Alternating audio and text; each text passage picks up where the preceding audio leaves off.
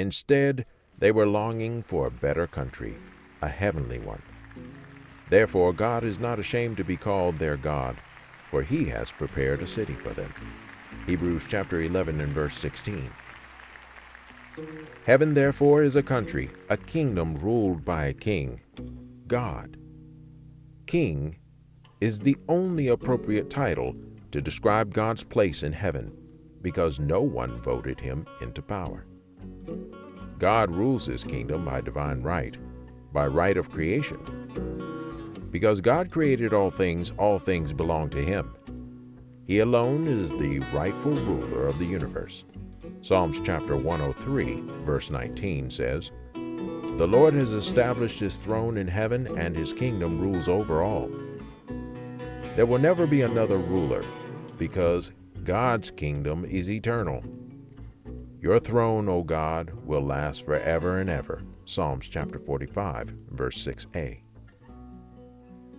Since it is the nature of the kingdoms to expand their territory, supernatural kingdom into the visible, natural realm, he created the heavens and the earth, and then planted a beautiful garden in Eden as the focal point and starting place for his kingdom expansion on earth. He filled the earth with plants and animals of all varieties. Finally, he created a man and a woman, human beings fashioned in his image and likeness, and placed them in the garden as his kingdom citizen representatives to rule on earth under his overall authority. Human beings were given dominion over the earthly realm. But God is still king because everything belongs to him. The psalmist said, "The earth is the Lord's, and everything in it, the world and all who live in it. For he founded it upon the seas and established it upon the waters." Psalms chapter 24, verses 1 and 2.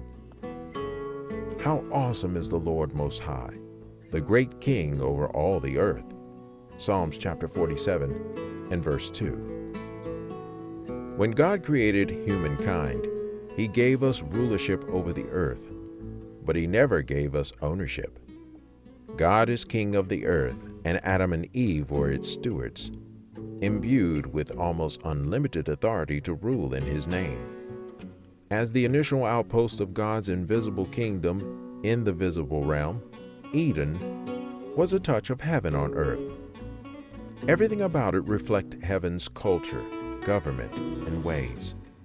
Truly, it was paradise.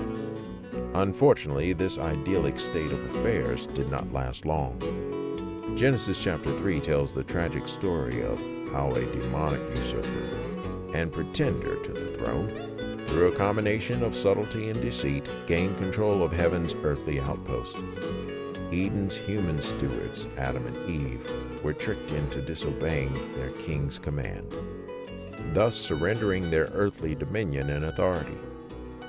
Satan, an unemployed cherub with delusions of grandeur, and God's arch